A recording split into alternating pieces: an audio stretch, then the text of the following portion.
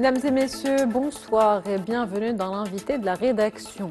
La région du Sahel est l'épicentre du terrorisme mondial et représente désormais plus de la moitié de tous les décès liés au terrorisme, un chiffre qui a presque été multiplié par 4 depuis 2019 selon le Global Terror Index 2025. Cette augmentation des attaques s'inscrit dans un contexte de dégradation sécuritaire au Sahel. Le rapport explique comment l'instabilité politique et la faible gouvernance créent des conditions idéales pour la croissance des groupes d'insurgés, en soulignant que le conflit est le principal moteur du terrorisme. Et on va justement en parler de ce rapport dans cet invité de la rédaction avec Nizar Derdabi. Vous êtes analyste en stratégie, défense et sécurité. Vous êtes également professeur à l'école de guerre économique. C'est un plaisir de vous recevoir ce soir. Merci, c'est aussi un plaisir pour moi d'être parmi vous. Merci d'avoir accepté notre invitation. Alors, ce dernier rapport sur l'indice mondial du terrorisme 2025 montre qu'en 2024, 51% des décès liés au terrorisme se sont produits au Sahel. C'est en chiffres, 3885 sur un total mondial de 7555. Je le disais en préambule, 4 fois plus qu'en 2019. Comment expliquer que la situation se dégrade autant dans cette région du Sahel? Pourquoi le Sahel est particulièrement ciblé? Effectivement, les chiffres sont parlants, les chiffres ne trompent pas.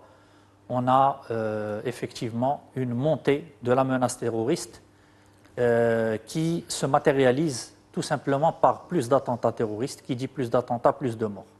Alors cette étude qui est effectuée par l'Institut for Economic and Peace nous donne chaque année une idée sur la menace terroriste et où est-ce qu'elle est située géographiquement. Et comme vous l'avez dit, malheureusement, l'épicentre du terrorisme, c'est-à-dire la région qui regroupe le plus d'attentats terroristes et donc la présence nombreuse de plusieurs groupes terroristes, c'est malheureusement le Sahel, qui n'est pas très loin géographiquement du Maroc. Et on a remarqué une hausse très importante. Donc, qu'est-ce que ça veut dire? Ça veut dire uniquement que les groupes, à la faveur de facteurs politiques, sécuritaires dans la région, liés à peut-être une mauvaise gouvernance, à la transition politique que connaissent ces pays, donc principalement on va les citer, Burkina Faso, Mali et Niger, ce sont clairement les pays les plus impactés. Et d'ailleurs, ils sont en tête dans ce classement qui a été publié. Quelles sont les forces en jeu aujourd'hui au Sahel?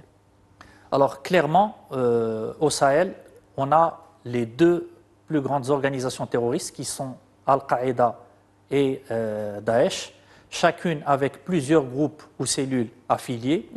Et je peux dire que ces deux grandes organisations coexistent ensemble. Alors on sait qu'il y a beaucoup de rivalités, des rivalités d'ordre idéologique, mais aussi d'ordre stratégique, parce que pour eux, l'essentiel, c'est de gagner du terrain. Et donc, il y a normalement une concurrence entre les deux. Mais ils évitent de se faire la guerre.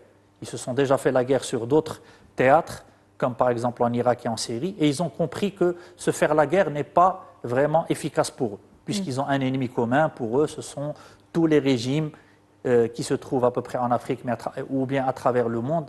Et c'est ce qu'ils appellent donc tous les mécréants.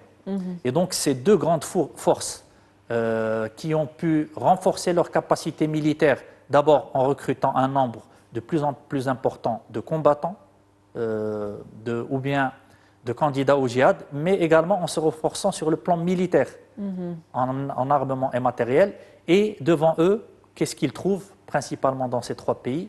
Trois forces armées qui ont malheureusement été affaiblies ces dernières années par la transition politique, on n'y reviendra pas, mais aussi par le retrait de certains alliés très forts qui étaient les Français avec la force Barkhane, les Américains avec le retrait des Américains de la base américaine qui se trouvait au Niger et qui était l'une des plus importantes bases de lutte contre le terrorisme à travers le soutien de drones militaires qui permettaient et la surveillance, mais aussi de porter des attaques par drone contre les éléments terroristes qui évoluent dans cette zone.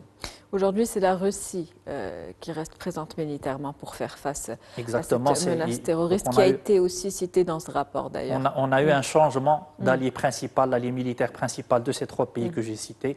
Actuellement, c'est la Russie. Justement, dans ce contexte, on va dire international, comment se place aujourd'hui le Maroc? Alors, le Maroc, déjà, par rapport au classement, le Maroc est classé premier dans toute cette région. Pourquoi? Parce que, alhamdoulilah, le Maroc n'a pas connu d'attentats durant ces dernières années. Je vais revenir rapidement sur comment se fait ce classement. C'est le recensement annuel du nombre d'attentats, du nombre de victimes et des dégâts matériels. Donc, le Maroc n'a pas connu, durant plusieurs années, d'attentats terroristes importants et donc, il se trouve très bien classé, d'ailleurs mieux classé que des puissances européennes qui ont des forces de sécurité et de renseignement très importantes comme la France, l'Espagne, l'Allemagne et j'en passe, qui ont subi malheureusement dans le courant de l'année 2024 des attaques terroristes sur leur territoire. Le Maroc se place donc aujourd'hui comme un modèle, on va dire, de réussite dans cette lutte contre le terrorisme grâce à son approche qui est holistique, intégrée, multidimensionnelle. Qu'est-ce qui fait la force du modèle marocain? Comme vous l'avez dit clairement, le Maroc a su développer, on va dire, cette stratégie qui est purement marocaine à travers plusieurs années, dont le début a été les attentats de 2003 à Casablanca, on s'en rappelle. Et depuis, le Maroc a compris qu'il ne fallait pas jouer uniquement sur l'axe sécuritaire pour apporter une réponse efficace contre le terrorisme. Bien sûr, on pense tout de suite à la réponse sécuritaire, mais comme la menace est globale, comme l'origine du terrorisme vient d'abord de la société, on a compris qu'il fallait développer, comme vous avez dit, une réponse et une stratégie multidimensionnelle. Et j'ajouterai à cela aussi, on va dire, le modèle marocain repose aussi sur le concept de continuum sécurité-défense. Et donc, ce modèle s'appuie sur l'intégration et la complémentarité des forces militaires, donc l'armée marocaine, avec les forces sécuritaires et les forces judiciaires, tout ça dans un but commun de prévenir tout d'abord, d'anticiper et de neutraliser cette menace terroriste. Prévenir, anticiper et neutraliser la menace, réunir donc ces trois piliers dans la riposte contre le terrorisme, c'est possible. Est-ce que c'est un modèle qui peut être exporté? Alors clairement, beaucoup de pays, que ce soit dans le pourtour de la Méditerranée, beaucoup de pays africains qui sont frappés de plein fouet par la menace terroriste, demandent le concours, le soutien, à travers bien sûr la voie diplomatique.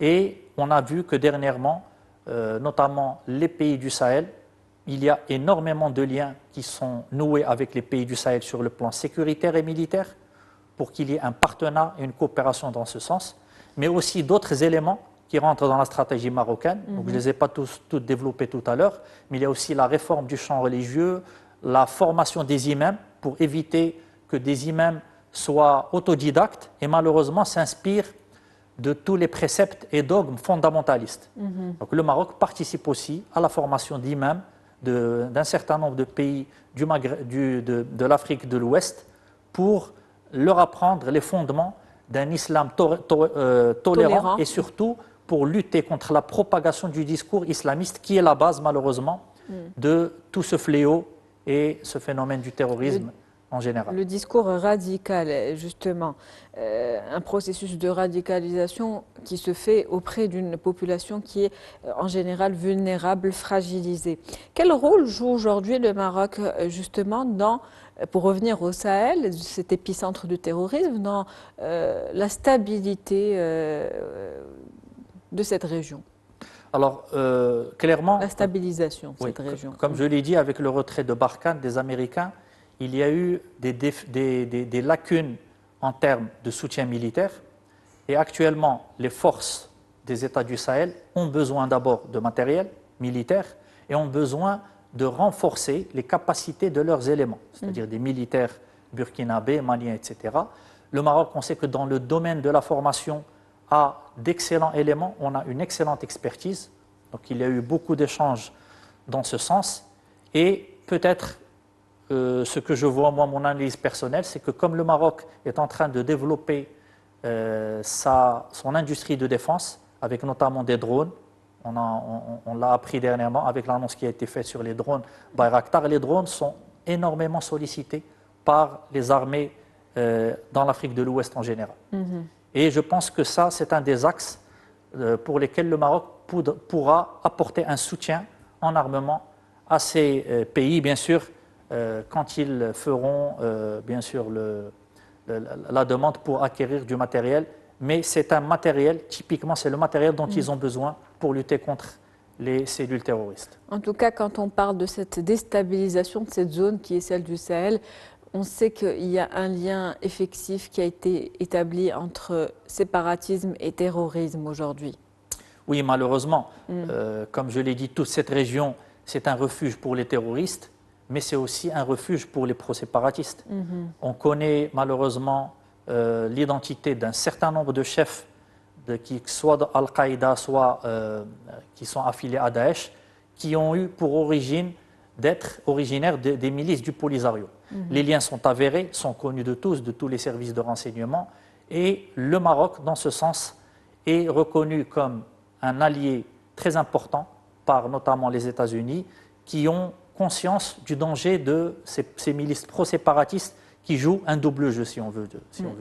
Et qui participent à cette instabilité, justement, effectivement, à cette menace terroriste. Merci à vous, Monsieur Nizar Derdabi, pour cette analyse et ce décryptage. Je rappelle que vous êtes analyste en stratégie, défense et sécurité, également professeur à l'école de guerre économique. C'était un plaisir.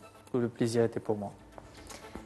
C'est la fin de l'invité de la rédaction pour ce soir. Merci pour votre fidélité. On se retrouve demain avec un nouvel invité, nouveau sujet. Très bonne soirée.